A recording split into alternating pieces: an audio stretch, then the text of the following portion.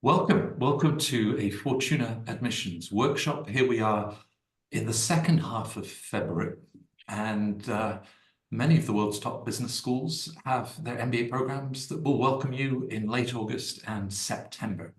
That means that there's one chance left to apply in the final round. There's the theme for today's session: applying to business school in the final round. Is it worth it? And I'm delighted to bring together a wonderful panel to be able to answer that question in the next hour. My name is Matt Symonds. I'm one of the co-founders and directors of Fortuna Admissions, and will be your moderator for today's session. And we'll try to keep up with your questions because we have such smart panelists that I would love you to flood us with questions. Now, I had a question as we got started to do with the dress code for the webinar.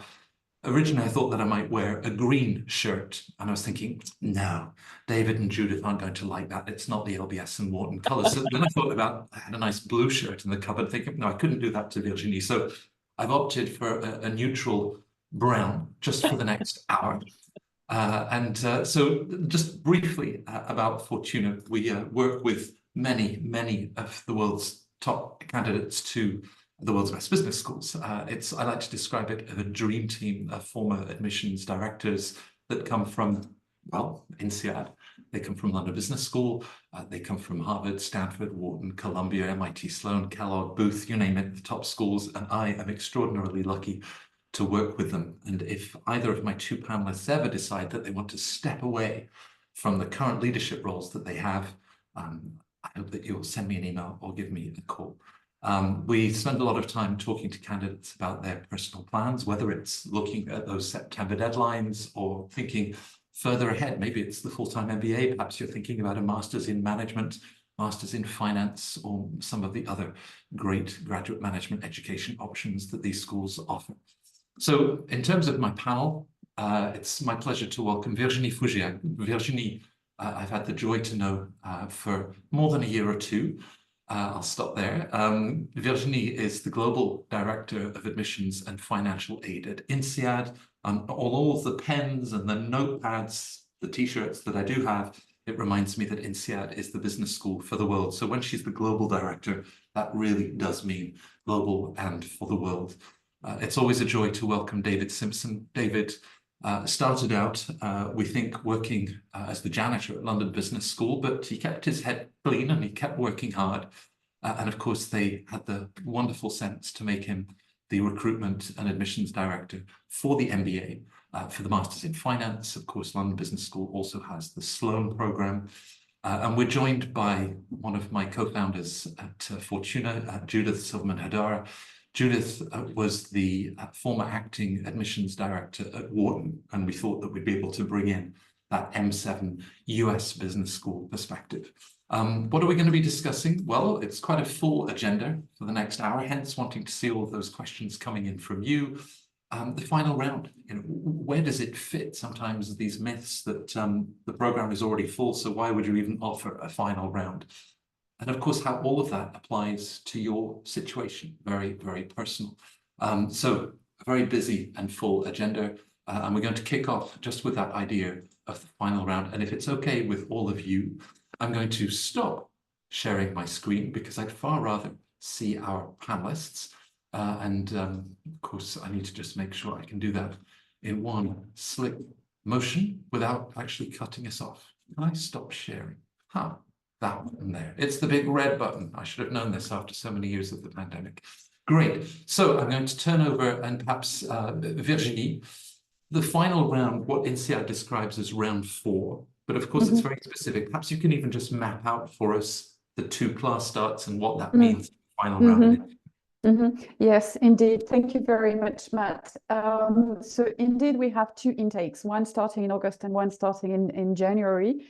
And for both classes, we have 4 rounds. And indeed, the round 4 is the final one. And I think where that will be very interesting for the attendees today is the fact that the round 4 almost coincides with the round 1 for the following intake. So hence, this webinar is perfect to clarify this. So in terms of round 4, or round one, already just from an admissions perspective, I mean, you're giving candidates throughout that admissions cycle, Virginie, multiple opportunities to apply. Where does that final round fit within all the others?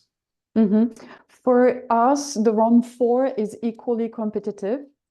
We expect the same type of profile, same type of quality, and we do make offers in the round 4. And I'm sure this is something that we will allude to with Judith and David. We also have the wait list earlier that we used in the round 1, round 2, round 3 earlier, where with the wait list, we decide, okay, I'm going to see what is coming next. This applicant is worth being admitted, but since we don't know how many and profiles and this sort of things, those sort of profiles that are coming in the future of with the later rounds, in which case we put people on the wait list, and then with the round 4 we have the full visibility. So hence the reason as well that explains how we build the class, we craft along the 3 previous rounds, and then with the final round we know a little bit better. Right. And I guess, Virginie, one of the highlights of your job is crafting that diversity. So even as you take in applications in round 1 and round 2, you're mindful, that you have a third and then a fourth round. So it's not like you're rushing to fill 75% of the places in round 1. And maybe this is something that Judith wants to address as well. I know some schools in the US are saying early birds apply early, and they send signals early. But for INSEAD, and I don't know how David feels about it, but we expect applications in the 4th round. We will have places in the 1st round. We keep places in the 4th round, definitely. Right. Now, David, just history. Of course, if we go back 2 or 3 years, London Business School also operated with a 4th round, just for that September class intake in the case of London Business School. Again, your perspectives on the important role that it plays. It's not just this afterthought, well, we'd better throw something into the calendar for the middle of March. It really is an opportunity for great candidates to secure a place. Absolutely. Well, thank you very much for inviting me to join here. When I first talked to your colleague Emma Bond at Fortuna about this, I thought this is an opportunity I really want to jump on. The final round for us is vital. And it is, as Virginie said, it's all about crafting our class. And when we build as we go through, not only are we offering certain groups of people, but then we're waiting for their acceptances as well to see what we have. And those two are usually fairly well aligned, but sometimes we'll get more of one and less of another. So that final round helps us to end up where we want to get to. And there's all kinds of factors as well in terms of influences on how much we rely on it, as well as looking back at our own numbers. It might be, we at London Business School operate a portfolio of programs, including the new one-year MBA that we're starting next year. But we have to make sure we've got the right number of students on each of the programs. And sometimes we adjust as we go. So actually for internal considerations and external, for candidates, though, it's, you don't know when you're ready. Sometimes these things come along later. I spoke to 4 entrepreneurs, which is a bit unusual, in the last couple of weeks, who are all just looking now. And I don't know if that's a trend about entrepreneurs, but the commonality is that people have individual circumstances that change during a year. And sometimes when you're ready, you're ready. Well, I suppose it speaks, David, to Virginie's point, some of the US schools, and we'll bring Judith in just a moment, where they sort of push, earlier. But yeah, I mean, you find that attracting candidates, what do you have, 70 nationalities in a typical MBA class at London Business School? So obviously there's some planning, but you're very mindful, again, between round 1, round 2, you're not looking to deliberately fill the classes, because there will be great candidates in that final stage. Absolutely. And it's really difficult, because we've just had our round 1 acceptances, so we know who's accepted their places. So we have that. We're building up a picture there. We've had a really good round 2 of candidates. We know that when it comes to making offers from that round 2, we'll have to show some restraint, even though we don't know what's coming next, because we desperately want to wait for that final round, because honestly, in all my years, some of the most interesting individuals pop through in that final round. There's also trends in terms of nationality and backgrounds as well. I tend to find that more of our British candidates, our home candidates, a fairly small group, but really important to us, they tend to come to us later. I don't know what the reasons are. We're doing plenty of events in the UK, whatever it is, we have these expectations. And so we always want to be able to save spaces for people. But as I said, it's about the individual, and you don't know what individual might come along later. And I would hate to be in a situation where I really want to offer this person a place, but I can't because we're full, if they're in the regular admissions rounds time frame. Right. Well, what my explanation, David, is that they've got an Oyster card for London transport. They know that they can just get out at Baker Street, walk to Regent's Park, and they're set for September. Maybe that's why the Brits are applying so late. Now, in the case of the US schools, Judith, you've heard the comments from Virginie and from David. Perhaps you're going to paint a little different picture, from your years running the admissions office at Wharton. Thank you again for having me today. And I wanted to talk a little bit about round three. When I was at Wharton, it was definitely the feeling that we really were encouraging students to apply in round one and round two. So we use a term called round agnostic, which is that most of the M7s are really, good if you apply in round one or round two. There's no favoritism for one or the other. And I think that sometimes students come in with this preconceived notion that, oh, I have to get it in September, otherwise they're not going to look at me. And the truth is, and I say this all the time still, apply when you're ready. Apply when you feel like you're really going to be able to present a terrific sense of who you are as an individual, what matters to you, your test scores are where you want them to be. So we always tell our students, don't rush it. There's always room in January. By the time we get to round three at Wharton, a lot of the schools, such as Wharton, have really filled their classes with the people that they know are good candidates for them. They're seeing a lot of the traditional applicants coming out of banking and consulting and technology. So usually round three is going to be a handful of one-offs that have very, very interesting profiles. And much like David mentioned earlier, talking to some of the entrepreneurs, Wharton would always see entrepreneurs in round three that had decided to sell their business. They were reinvesting. They're like, oh, I'm going to take 2 years out and go educate myself so I can go on and run other kinds of things or join a larger company. So round three, although it's not considered something to stay away from, I think that most of the words have gotten out. And in fact, some of the schools in the M7 have done away with round three because they really already had their classes full. So from my experiences at Wharton, it was really just a cherry pick of who's super interesting, who maybe came up with funding, or who's an entrepreneur.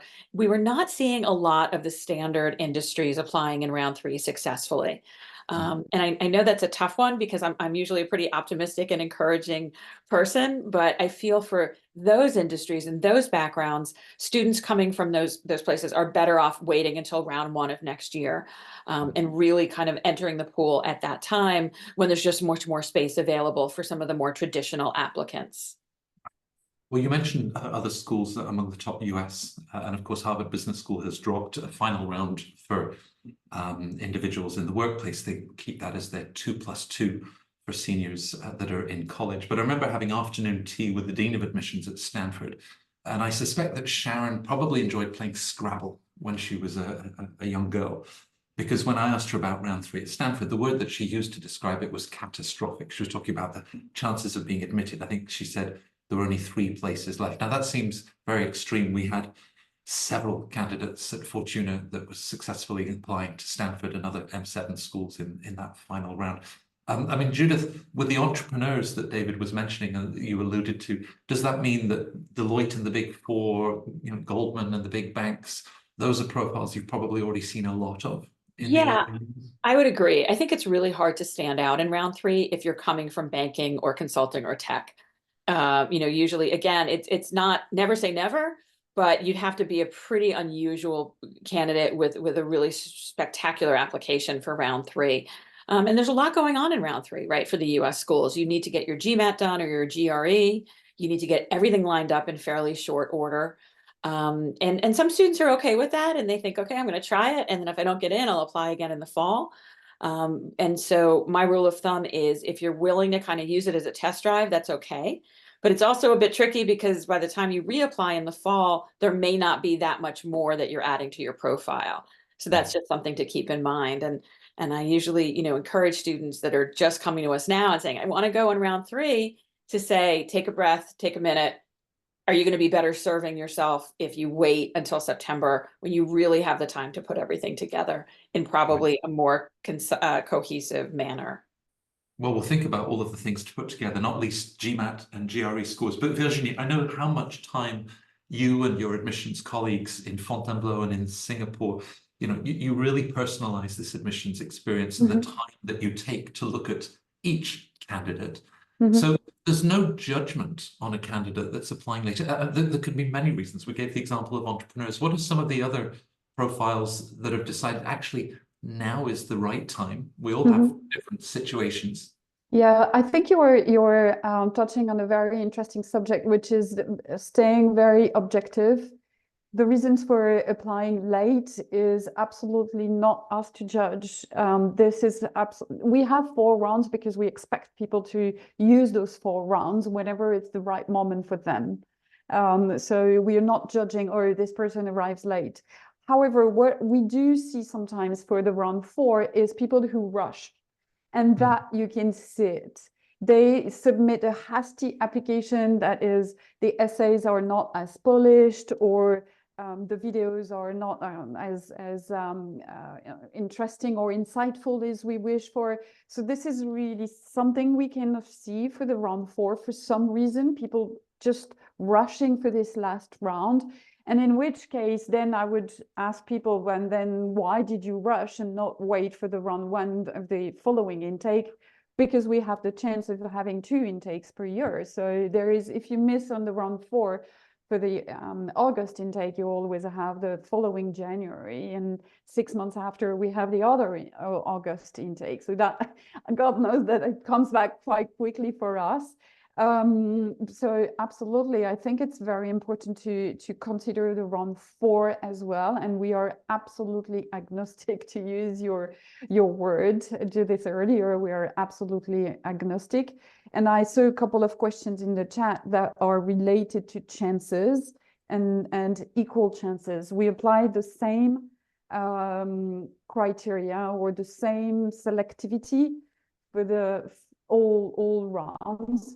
Hence my point earlier on the waitlist. We just use the waitlist in case there is more applications that we are anticipated, or in case we have all of a sudden a very different quality standard in the applicant pool. But otherwise, I have been in this industry for many years, and I do know the quality we're looking for and the quality we get. So well, some of the questions that you allude to, Virginie, and they want data, they want statistics. I'll start with you and move to David on this one.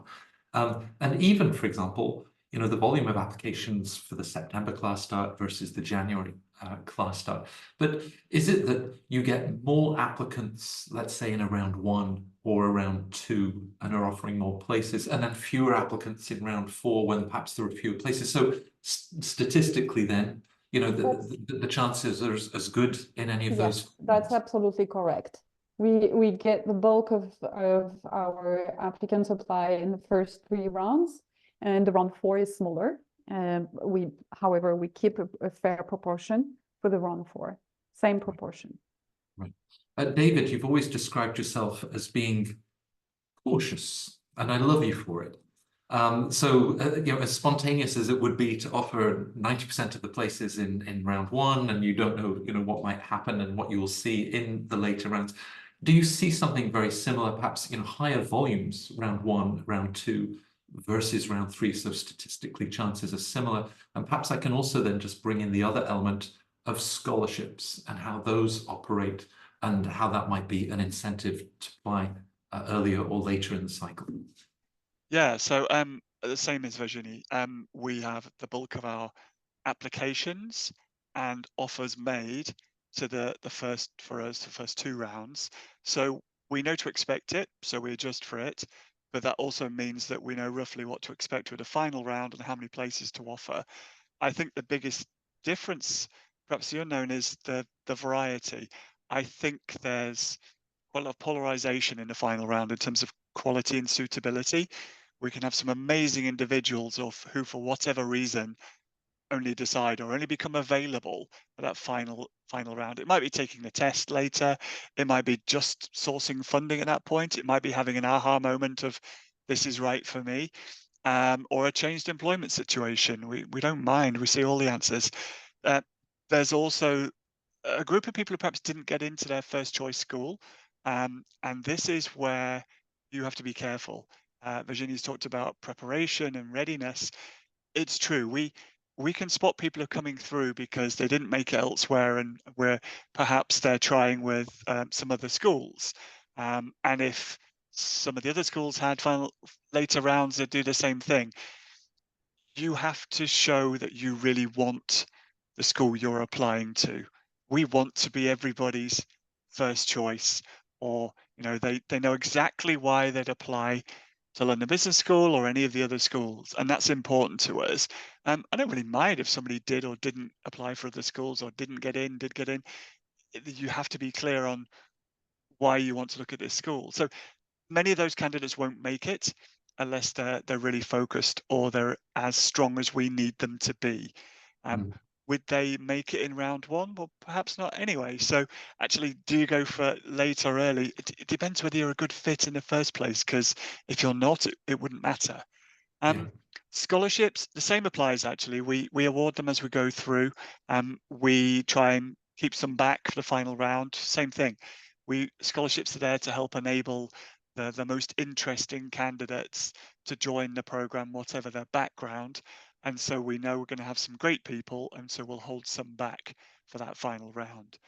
We never know the precise numbers. So when your participants there in this event are asking, what are the numbers? We wouldn't give them, number one, and we couldn't really anyway, because they change a bit. And it doesn't matter to you, because you could be somebody who would be top of our list of people we want, or somebody that's going to find it tough to get in. And without all the variables thrown in, you'll never really know. But yeah, it's an important round to us, and we save spaces, we save scholarships. Right. Judith, Fortuna is one of the biggest players in the industry. So, we see and we work with a lot of candidates applying to the top schools. In terms of the wait list, how are Wharton and other top schools in the US using a wait list as they say, well, is this year going to be busier than last year? We've seen some ups and downs in the last 4 or 5 years through the pandemic. This is certainly busier than the year before. So how judiciously are you using the wait list from round 1 and even then round 2 that would carry you through, and how that might affect decisions of the candidates that you see in round 3? So I think it's important that to again mention that round 3 in for the M7 is really, and Wharton in particular, where I had worked for a long time, was really based on the individual, right? So if someone came down the pike that was just extraordinary, and that we were like, wow, you've been a conductor in a major symphony orchestra and you're interested in going to business school, I don't think anybody would turn that down. But we might say to somebody applying in round 3, oh, you have an interesting profile, but let's sort of see how things shake out over the summer. Wharton is really judicious, to use that word, or cautious, maybe David used, about how they're using that wait list. And that's why it tends to be fairly robust in round 1. Excuse me. And then as it progresses, Wharton gets a really good sense of what their yield is going to be, because at the end of the day, they want to make sure that they're admitting people that are going to ultimately say yes to them. Everybody watching and listening to this today is familiar with the rankings and how rankings are calculated. And, the really important number for a lot of us is in admissions is, what's that school? What's that number? What's that yield number going to be? And I think that that's important to keep in mind.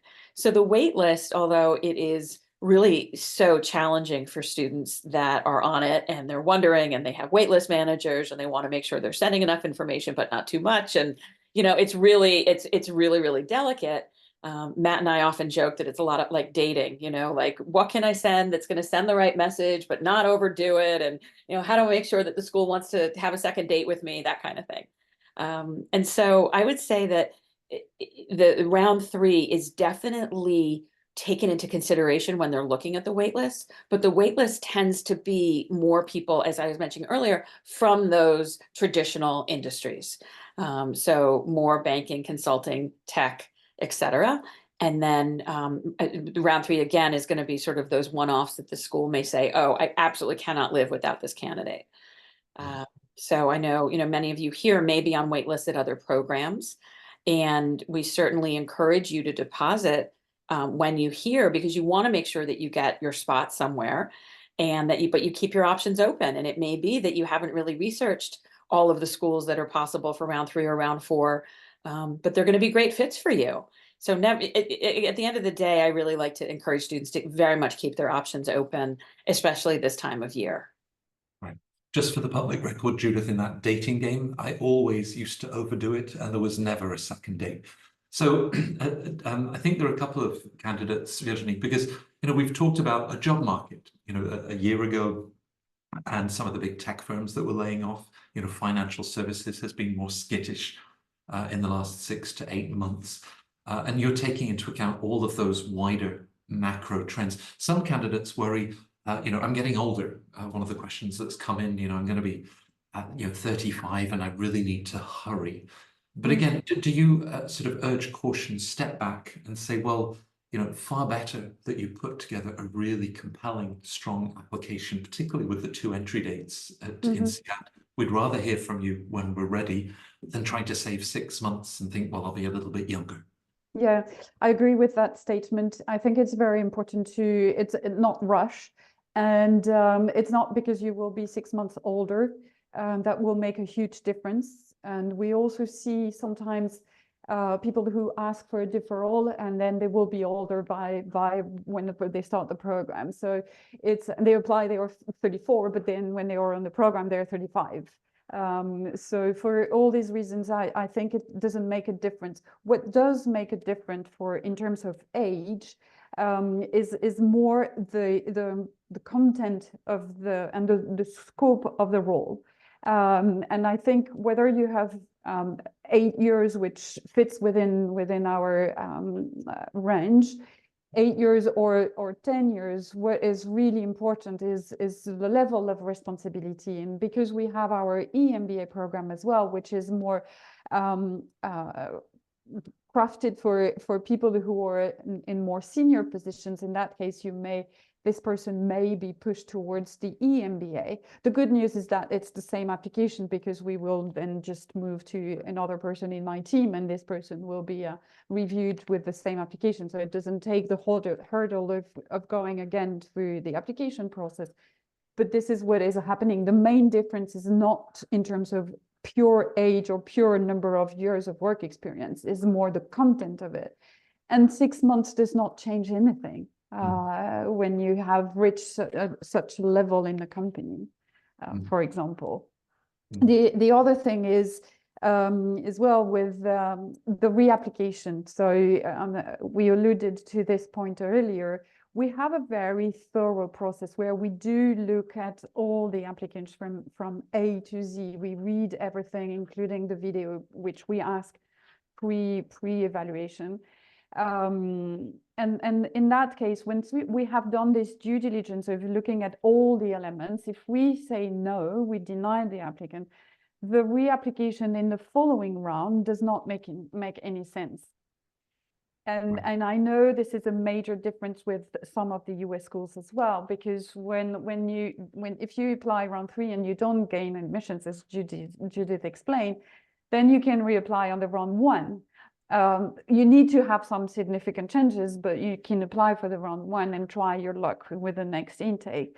Where for us, we would encourage people to really gain some significant or more changes in their profile before reapplying, because of this very, very thorough process that we have conducted. Yeah. I spoke this weekend with a candidate, a law degree from one of the world's top universities, a fascinating career in a law firm, and then switching into a very fast growth, high-tech venture. I would want to admit her in any of the rounds. Now, for INSEAD and London Business School and Wharton, of course, as well, you're unbelievably diverse. You're professionally diverse. You're internationally diverse. The academic backgrounds, the personal and professional experiences.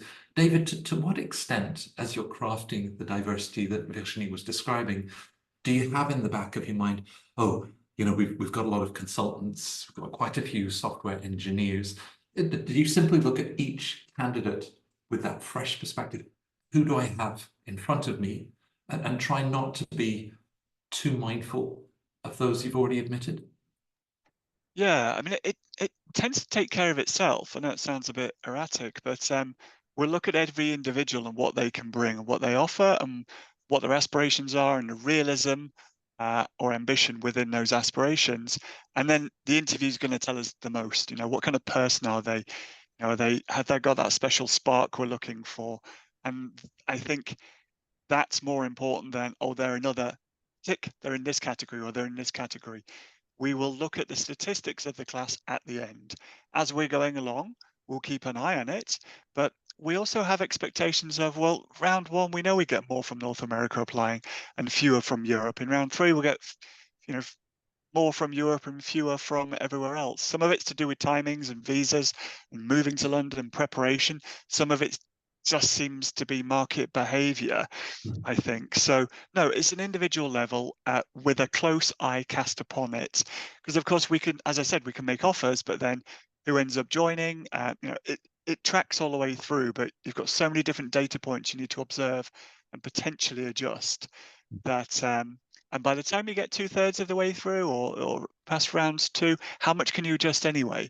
So we don't obsess too much. If we end up with a few more from a certain region or a certain industry, that's fine, as long as we haven't skewed the class so that it will affect people's experience. As people join any one of our schools here with expectations of diversity, that's why they're doing it. Otherwise, they'd make a different choice.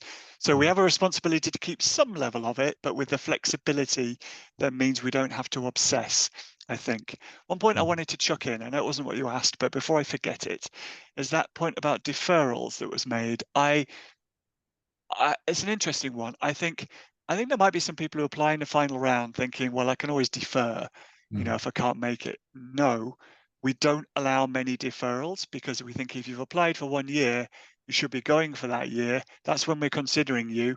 And we're highly unlikely to grant a deferral unless there's a really good personal reason. So you can't apply in that final round hoping that then, I just wanted to get it done, I've got everything ready, I can look for next year.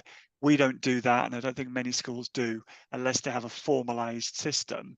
So don't fall into that expecting to do it. You're better off waiting. And the wait or go thing is circumstance, your profile, your expectations, and readiness. It really is about readiness. And are you really ready? Check in with yourself. Are you really, really sure you're ready? Because there's so much to do before making this move. This is a huge life change, whether it's a 1-year program or a 2-year program. Yeah, and we'll spend a lot of the rest of this workshop looking at that whole thought process and, of course, how to present your best self. But Judith, I'm going to make you responsible for all of the top US business schools with this answer, because I'd like to pick up on something that is quite specific to those top US business schools of the senior in college, or they could have gone straight into a master's program, and they're applying while they're still in their studies. We talked about Harvard 2+2, Stanford has deferred enrollment, Wharton has MOLIS and the Advanced Access Program. There are 7 or 8 programs like this. And Fortuna runs a very specific preparation for those candidates. It is true that if I apply Harvard 2+2 in April, or any of the other schools, US schools I mentioned, if I'm not successful, then reapplying 2, 3, 4 years later with those professional years of experience behind me, Wharton and the other schools, they don't look at those college senior applications and say, no, we're not going to take a second look. No, not at all. I mean, they recognize that someone coming out and applying in the 2+2 or the deferred entry, is 20, 21 years old and may or may not be ready. But they're smart. You know, the schools are locking up good talent early if they can, and recognizing that those folks are going to go off and work for 2 or 3 years and then come back. But I say to students a lot, you know, there's no harm in applying to that particular program. And then if you're not admitted, or if you're not admitted to a school that really speaks to you, you then come back a couple of years later. But there's really not a look at, oh, what were you like 3 years ago? And now let's compare it to where you are now. So they're very, very separate processes. Virginie, you will have candidates that have been thinking about the INSEAD MBA for years. You know, they know the school, they've had the chance to visit.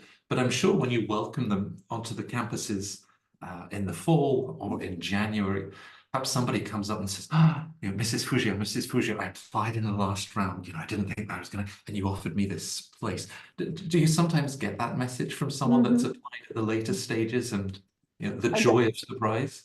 I just made a note to myself. Thank you for asking me the question, because I think this is important with the round 4. With the round 4, you will have a final decision from us very close to the start of the program. So some people are really, really happy because they say, oh, okay, so that turned out to be very good for me. I got laid off, applied, be admitted, and now I'm on the program. That's brilliant. And I know what to do in the next 6 months.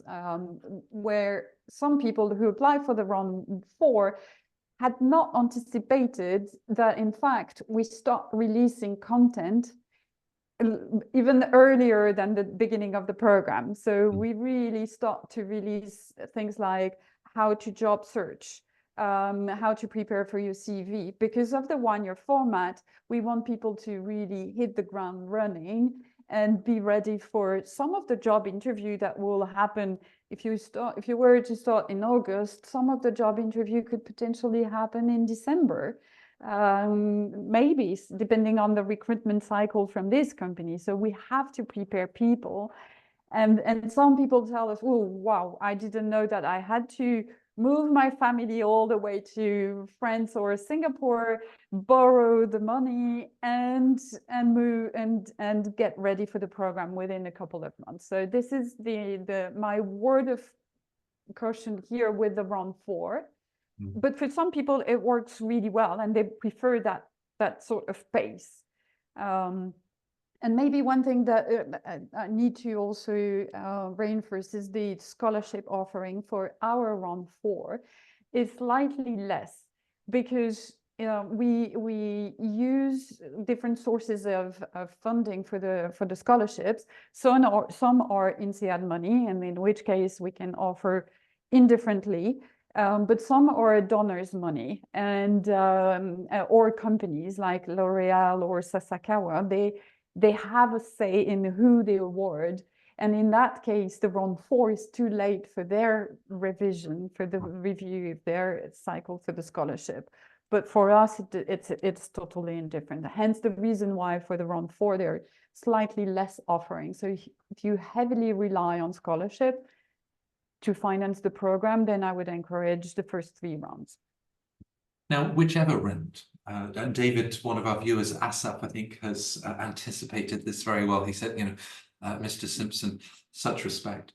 You know, how can I maximize my chances of admission to London Business School? Perhaps within the prism of the final round, where there might be a GMAT or a GRE. And of course, we've transitioned to a new GMAT, the GMAT focus, and we're still determining how those scores compare to the old GMAT. There's a lot of guidance on interpreting those scores. So perhaps just placing test scores within the wider context of someone that is still eager to make that final round deadline, and maybe they come up, I don't know, 40 points below the school average. Maybe that's already good with everything else in their application. Would you ever say to a candidate, hey, you know, we're looking at you, give yourself another few weeks to take a second test? Just talk about tests and how they might also fit into this calendar as we approach a final round. Yeah, so I mean, the tests are so useful to us because they allow us to make comparisons with people from all around the world, different education systems, and they help us to see who is going to do okay in the quantitative courses. So we ask for them for a reason. we see different things. Maybe in the use of the wait list, people have got a really good score. That can be a really good thing. Is the average lower in the final round? Yes, I think it probably is, which is where we're looking at all the factors together, and someone who's super interesting in spite of their score could do well in the final round. If you're of um, a typology that we see a lot of in earlier rounds, your competition is everybody that's come before. So it can be more challenging. I think we'd be lying if we said it wouldn't be, if you're further down in the queue. But again, we don't obsess about it. With our average score, it goes up and down each year. I think as long as it's in the ballpark, if we were to obsess more, we would have a very different diversity in our class in terms of where people are from, the industries represented, all the way through to nationalities and other diversity factors where we see trends. So we put those first. Saying that, the test is important, and we have to turn some people down who just don't get into the zone we're looking for, mainly to give us the reassurance we need that you're going to be okay. And sometimes it might be about, you're going to need a competitive score for that particular industry. We have different stakeholders to think of: the faculty, the program teams, recruiters, the rest of the class, and fairness and parity. So we're juggling all these different criteria, and we're really proud to do that. It gets super complicated by the time you get through the back, but actually it's an interesting story that jumps out from round 3. And I think the original question, how do you make it interesting? Actually, you are you. So if you're interesting in round 1, you'll be interesting in round 3, and vice versa. Do you have to say anything different, do anything different? You can't be different, right? Maybe you might want to tell us about why you're applying later. It will probably come up in interview if you haven't put it in your application, but we've all probably got a space for you to do that and explain your reasoning. And like I said, and Virginie said, we're not too judgmental about it, but we kind of like to know what the reason was, I guess, just to see how well you plan for these things. What circumstances brought you to us at this time. I like a really transparent conversational approach to applying, so that you get to know the real person. You cut through all the super polished, sometimes over the top storytelling, and it's like, get through to you. I want to learn about you. Yeah. In terms of that individual, Judith, that emerges, and also picking up on what we've been saying about showing that genuine affinity, the alignment with INSEAD, with LBS, with Wharton, with any of these schools. Presumably you wanted to see the love. And when Wharton asks, how will you contribute to the Wharton community? You want genuine depth in the response that a candidate shares with you. 100%. I mean, it's really an important part of the process, because the schools, speaking for Wharton and the M7, they really want to understand what you're going to bring when you decide to attend there. They're not admitting you because you've got great test scores or because you closed a certain, level of a deal a year ago. They're admitting you because they want you to join their community. They want you to be actively engaged, contribute, and then as an alum also be involved and engaged. And I'm fortunate to be on the screen today with folks who represent schools that are incredibly alumni driven and so important. And we're very familiar with how that works and why it works so well. So part of this reason that schools are asking you as a candidate to talk about not only who you are, but what you're going to bring to the people that you're studying with, is to ascertain how is the school going to be impacted by your presence. And that can be in a lot of different ways, right? That can be academically, it can be professionally, it can be extracurricularly, it can be through mentorship and leadership. So many different ways for you to drill down and begin to understand what sets the schools apart. The reasons that you want to go to LBS are going to be different than the reasons you want to go to INSEAD, different than the reason that you want to go to GSB or Wharton, et cetera. And that's really an important part of the process, regardless of what round you're applying in. I think the schools, and David mentioned earlier, sometimes if you apply on one foot, it's really clear to the schools that you just haven't done your research beyond going online and looking at some classes, right? You want to talk to current students, you want to talk to people 3 years out, 5 years out, 10 years out. I know that's a lot of people to talk to, but it's an important way for you to understand, how is this school going to help me become who I am in the future? and what is it that I'm going to do as a result of that while I'm on campus. Very, very important part of the process for anyone who's applying is to take that time and learn how to answer those questions with a lot of authenticity and individuality as well. Now, in terms of removing the polish, Virginie, that David was describing, we've got data points, we've got GPA, we've got test scores like the GMAT and the GRE. But as you think about the international mindset that you love to see at INSEAD, as you think about qualities like, I don't know, grit, determination, how do those emerge, and do they play a role in attracting you to a particular candidate beyond the data points, just values, characteristics that emerge? Yes, they do play a very important role, and sometimes they can even mitigate or compensate for a lower GMAT. Somebody who is driven, somebody who can demonstrate her or his ability to lead a team, or who has had a fast track career, yet the GMAT is not so competitive, we are happy to extend an offer to these sort of profiles. So we take a holistic approach, coming back to your point earlier, Matt, we take a holistic approach to the applicant pool. And within this, we take a holistic approach to the applicant herself or himself. Hence, we look at all the elements. And that's very important that not everyone is good at taking standardized tests. And the average for us doesn't matter much. We don't use it. It's not like in some schools where it's used in the rankings. We don't participate in ranking where the GMAT is used. So that is giving us a freedom to use also the GRE, to use tests that can help us understand this, having this big picture of what the applicant brings, and not just focusing on narrowing on just this GMAT that is needed for us to understand how well you can follow a one-year program. But apart from this, we quickly move on to many other elements, many other items.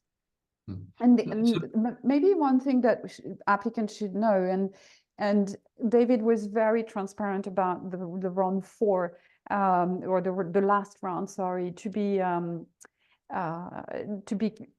competitive and maybe having a slightly less quality, or a little bit. Maybe indeed sometimes the round 1 has a little bit more quality, but something that applicants don't see, but we do, is that sometimes the round 1 applicants are less loyal.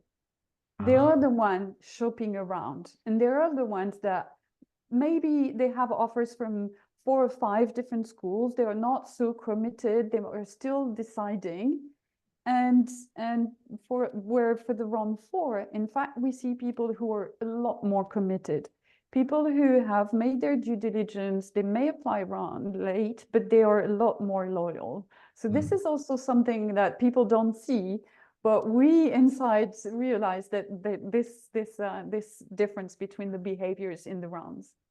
Well, I mean, thank you, all of you, for that degree of transparency and sort of pulling back the curtain. Presumably the onus also then, David, when you look at a candidate and say, maybe I'm sure they're looking at other top schools, they might be getting others for other top schools. Would that enter into your decision, or is it like, great candidate, LBS will make the offer, and then for us to, continue to dialogue with them, and we hope to see them in Regent's Park next year? Yeah, absolutely. I think to Virginie's point about test scores and rankings, I don't believe we're kind of ranked on our yield either. And we could rig it. We could recruit students with higher scores, or recruit students we know are going to say yes. I don't do that. I would want to recruit people who I see something that makes us think, yes, they're brilliant future alumni for London Business School, because that's what we're doing. We're selecting future alumni, and you're taking a bit of a punt on whether they will be made of the right stuff, but you're always looking for the evidence there. So I'm not looking at, I'm only going to offer people who will definitely accept. I'd rather make an offer and then just get to know the person and say, make it hard for them to turn us down because they're going to be a great fit for London Business School. But what are the factors that make that person? Well, they're not necessarily just the big brands or a great GPA or GMAT score. It's something that comes from the holistic approach of doing admissions. You know, it's I spent an hour with this person. They are exactly what we're looking for in terms of personality. They will be a success.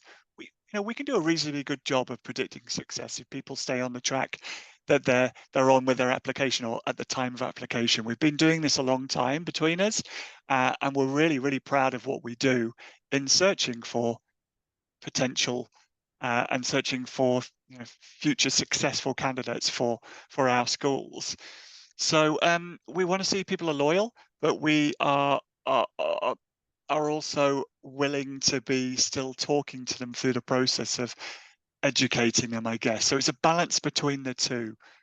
You don't, at the same time, you also don't have a much improved chance of getting in just because we're your number one choice and you've always wanted to come to LBS. And it makes me a bit sad sometimes that we are going to be disappointing people who want it so much, but we have to make sure we're recruiting the people we need for a class. And I'd rather everybody was super, super keen, and they definitely need to be by the time we're making an offer, by the time we get that far. But sometimes you can see people picking up that research along the way. You might note in the application, oh, they haven't been to an event, even a virtual event. And we'll ask that in the interview. We'll get the alum to ask the question, what's going on? And then by then we'd hope that they've really upped their research and they know what they're talking about. Somebody who isn't able to talk confidently about the school and what makes us tick and our USPs and spoken to some students, by the time it comes to interview, that's going to make it harder to get in because that isn't showing us the love. And to some extent, even the respect. An alum is giving up time. We're really protective of their time. So whatever you did at the start of the admissions process, you need to make sure that by the time you get to interview, you should know us really well and know the differences between us, however many similarities we might have with INSEAD or with Wharton. So I know I've gone around the houses a bit on this one, but it is quite a complicated thing in terms of where people start with how knowledgeable they are and where they need to end up. Judith, I'm going to switch gears. We've talked about the final round and where it sits in the admissions cycle, but let's shift the perspective and actually say, well, here we are in the middle of February, and we're at the beginning of the next cycle. I mean, in INSEAD's case, of course, they have 2 entries. So round 1 is also next month and goes through the rest of the summer. But if in February, now I have 6.5, 7 months to prepare for my round 1 applications. What are 1 or 2 of the things that you would want to see a candidate doing? We've talked about research. We've talked about self-reflection and really exploring, your goals, what you want. So what would you encourage our viewers to think about in sort of preparing for next year's admissions cycle? So I think it's important to really take stock on why it is that you're looking for the MBA. Really diving into potential industries or careers that you might be considering, so you can talk about them with confidence and ownership. Not just that you happen to, see, oh, this looks kind of interesting, but you've talked to people in the field. You understand what the trajectory looks like. You understand what you don't have, for example, skill-wise, that you might want to get out of, an MBA program that's going to help you if you do decide to go down a certain industry route. I think that students will also feel, prospective students, that they need to pick up a lot of extracurricular activities between now and, let's say, September. And what I generally say is, don't go running around and finding new things to do. Chances are there's something that you've done in university or you've done a little bit of wherever you may live, and there are other ways for you to deepen that connection. So maybe, you enjoy helping out at your local soup kitchen. Well, is there a way maybe that you can get involved on a board for that soup kitchen, or to run some of the financials, or to be involved in marketing? It doesn't mean that you all of a sudden have to start walking dogs on weekends, unless, of course, that's something that you love. But always. But to really, look at where you are right now, and recognizing that you're still working, you still want to maintain your friends and family relationships, And application season is fast and intense, so that you don't want to necessarily add something brand new to the mix, but you might want to deepen your connection. So plenty of time. We're just in mid-February right now to dive in a little bit further with things that you've already done. And again, I really like getting started with applications in sort of February and March. It's a good pace. It's a regular pace. You have time to reach out to individuals. You have time, excuse me, as David mentioned, to show up, either in person or online, and really understand the programs that you're applying to. And the ticket to all of this is to not feel like you're under pressure. Because, when you're under pressure, you tend to feel a little panicky, and you might not be getting the best set of information that you really can use to go through the application process. So in my mind, slow and steady, take it easy, get what you need. And then when the round one deadlines roll around, you're really ready to go into them with a very full understanding of the programs and what you're going to be able to bring to them. Right. We have a lot of clients that visit Regent's Park. They visit the campuses of Singapore, Fontainebleau, Abu Dhabi, even the San Francisco Research Center, and they come back invigorated. Just this, spending a year, 2 years there, that's going to be an incredible chapter in my life. So perhaps as we're closing, Virginie, thinking about whether it's the weeks or the months ahead, how a candidate can really effectively use that time, reaching out to your team, the many events that you organize, students, alumni. I mean, there are so many potential touch points with INSEAD to really better know the institution. True. So the website is a good start. LinkedIn is a good start as well, because then you do INSEAD and you can find the different people. You can find myself, you can find me, you can find my team. So I would start with those two. And to build on what you just said on the occupancy, it's not just so much what you do, but how much this is shaping you and what it's teaching you. So it's not, if you have done it for a few months, it won't change much. But if you are able to relate to what you did in the past and how that really shaped you, then I would encourage people from now on to, whenever is the deadline they feel applying to do this sort of introspection. Why did this impacted me? Why am I the person that I'm today? And who do I want to project in this application? And that takes a lot of time. Yeah. And David, with that in mind, I worry about you. I really do. Between the full-time MBA and those master's programs and the Sloan program and the stakeholders that you juggle, that you described, I wonder if you ever sleep between January and July. And yet, I mean, both of you have such passion for what you do and love your institutions so much. So when you encourage a candidate to get to know LBS, that of course means so much to you, where do you encourage them to start? I mean, does this look like a face of someone who sleeps? Obviously, no. You're correct with your guesswork. It has to come quite naturally. We give plenty of opportunities, build it up from, as Virginie said, from the website upwards through to people. Be massively respectful of people's time. I received a message the other day from a student saying, this person contacted me and answered some questions. It was all going well, but then they really turned the pressure on and really wanted me to make a formal recommendation. I didn't like the way they did it. So that candidate really messed up, because they were trying to pressure in, thinking that the recommendation is worth more than the natural relationship building that you're required to have as a really good MBA and as an alum and a successful person in the world. So we're looking for all the early signs of what you'll be in the long term. I want to see people who aren't just transactional about, I want to come to that business school because of this job.